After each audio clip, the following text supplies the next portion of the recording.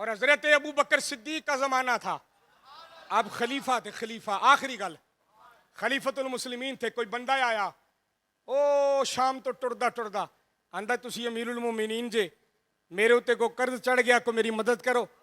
आप फरमाया अच्छा थोड़ा सबर कर। अंदर गया, दरवाज़ा खोलिया, उन्होंने बिठाया, वो बंदा अंदर टुर गया। हजरत अबू बकर सिद्दीक ने अपने घर बिठाया, वेंदा है आंदा बाहरों दरवाज़ा तो बड़ी आलीशान आ ते अंदरों मकान एवें जी आई आ। गल समझ आई? आपने उन्होंने चाह पानी पूछया, खिदमत तवाज़ो की, फरमाया बेलिया हुण बोल किवें आया। उन्हें कहा जी आ गल आ। फरमाया अच्छा हालात अजकल मेरे भी उंजदे ही ने। ये कौन आ? मुसलमाना दा खलीफा। समझ आई गल दी? ते तू इंज कर उस्माने गनी को टुर जा, वो तेरा कम कर देगा। अच्छा जी वेख लो। फरमाया टुर जा, तेनू मैं आना। उन्हें कहा जी फिर ताड़ा ना लवां जाके, वह ताड़ा ना लवां मैं उन्हें कलिया। फरमाया ना लैन दी लोड़ ही कोनी। बोलो यार, ना लैन दी लोड़ ही, जेड़े दुनिया ते ना बनाउंदे ने, दुनिया ते रह जांदे ने। ऐस हथ दे, ऐस हथ नूं पता भी ना होवे। गल मेरी समझ आउंदी कि नहीं आउंदी?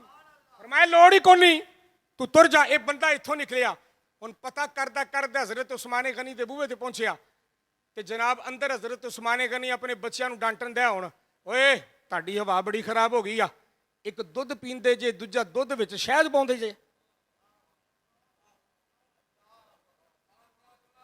कोई गल मेरी समझ आउंदी कि नहीं आउंदी? ये हुण बंदा बाहर सुनदा होवे, ये जिहड़ा हजरत अबू बकर घल्लिया सी ते ये की आंदा है, ये ते अपने बालां नूं शहद ते दुध तो डांटन दिया, इन्हें मेरे नाल की करना है? गल समझ आई आ? इन्हें दरवाज़ा खटखटाया। थोड़ी देर बाद हजरत उस्मान आए बाहर। फरमाया हाँ बेलिया मैं जनाब वाल को काम आया। फरमाया अच्छा। दरवाज़ा खोलिया, उन्होंने अंदर बिठाया। जनाब अंदर गए, जाके वो वास्ते गरम गरम दुध,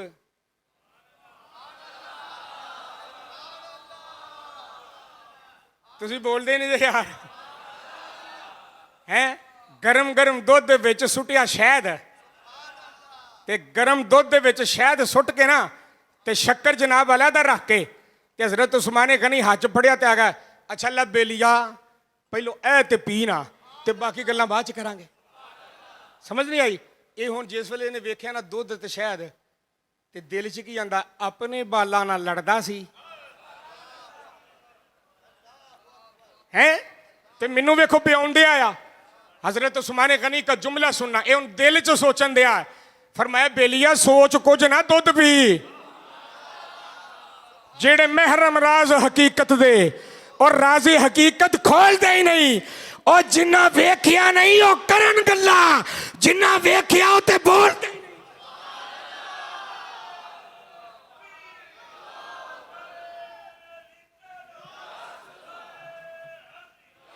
अल्लाहु अकबर है।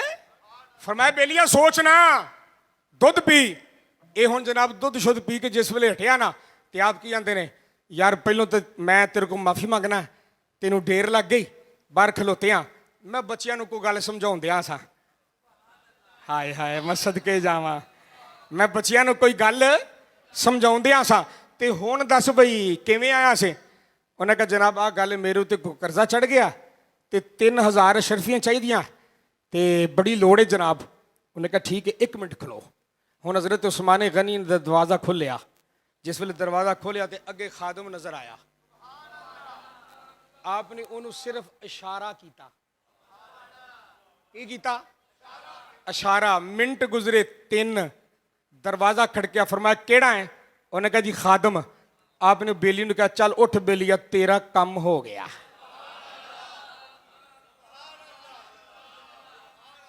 उठ बेलिया तेरा काम हो गया। ये हुण जनाब उठ के तुरन लगा ते अगे की सी जनाब, जिस वेले खोलिया दरवाज़ा ते ऊंट समान दा लदया। समझ आई आ? ते हजरत उस्माने गनी की आंदे ने आख्या बेलिया तेरे मैं ना ਬਾਲਾਂ ਵਾਸਤੇ, ਘਰ ਵਾਲਿਆਂ ਵਾਸਤੇ ਵਿੱਚ ਕੱਪੜੇ ਵੀ ਰਖਾਤੇ ਨੇ। ਤੁਸੀਂ ਬੋਲੇ ਨਹੀਂ ਤੇ ਯਾਰ। ਖਾਣ ਪੀਣ ਦਾ ਸਮਾਨ ਵੀ ਰਖਾਤਾ ਆ। ਤੇ ਤੈਨੂੰ 3000 ਚਾਹੀਦੀਆਂ ਸਨ ਨਾ, ਮੈਂ ਵਿੱਚ 6000 ਰਖਾਤੀਆਂ।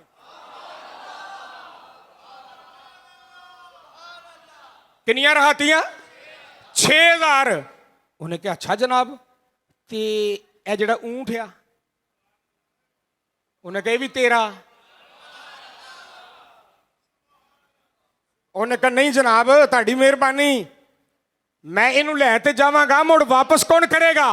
ਫਰਮਾਇਆ ਅਸਾਂ ਇਸ ਕਰਕੇ ਨਹੀਂ ਦੇਂਦੇ ਕਿ ਵਾਪਸ ਲਈਏ। ਬੋਲੋ ਤੇ ਸਹੀ ਯਾਰ। ਅਸਾਂ ਇਸ ਕਰਕੇ ਨਹੀਂ ਦੇਂਦੇ ਕਿ ਵਾਪਸ ਲਈਏ। ਫਰਮਾਇਆ ਇਹ ਵੀ ਤੇਰਾ। ਇਹ ਹੁਣ ਬੰਦਾ ਬਹਿ ਗਿਆ ਊਂਠ ਤੇ। ਬਸ ਆਖਰੀ ਗੱਲ, ਬੰਦਾ ਬਹਿ ਗਿਆ ਊਂਠ ਤੇ। ਜਿਸ ਵੇਲੇ ਟੁਰਨ ਲੱਗਾ, ਹਜ਼ਰਤ ਉਸਮਾਨ ਗਨੀ ਕੀ ਆਂਦੇ ਨੇ, ਆਖਿਆ ਇੱਕ ਮੇਰਾ ਕੰਮ ਕਰ ਜਾਏਗਾ? ਉਹਨੇ ਕਿਹਾ ਉਹ ਕੀ? ਉਹਨੇ ਕਿਹਾ ਜਾਂਦੇ ਜਾਂਦਾ ਸਿੱਦੀਕ ਅਕਬਰ ਨੂੰ ਕਹਿ ਜੀ ਤੇਰਾ ਸ਼ੁਕਰੀਆ।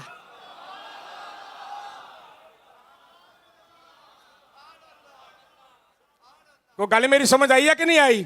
ਜਾਂਦੇ ਜਾਂਦੀਆਂ ਸਿੱਦੀਕ ਅਕਬਰ ਨੂੰ ਕਹਿ ਜੀ ਤੇਰਾ। ਤੇ ਇਹਨੇ ਤੇ ਨਾ ਹੀ ਨਹੀਂ ਸੀ ਲਿਆ ਸਿੱਦੀਕ ਅਕਬਰ ਦਾ। ਕੀ पे करना है? जरा मुस्तफ़ा दे दर ते खुद को झुका लेता है, हुजूर उसको उठा देते। ते सोनियो अल्लाह दी रात दिया करो ते दिल खोल के। गल समझ आई ना? माड़ा माड़ा ना हो के, गिन गिन के, टो टो के, जेड़ा नोट किते नहीं चलता मसीते। गल समझ आई ना? ये जिद्दन वो गिनन ते आ गया ना, कदी उन्हें गिनिया? सही दसना।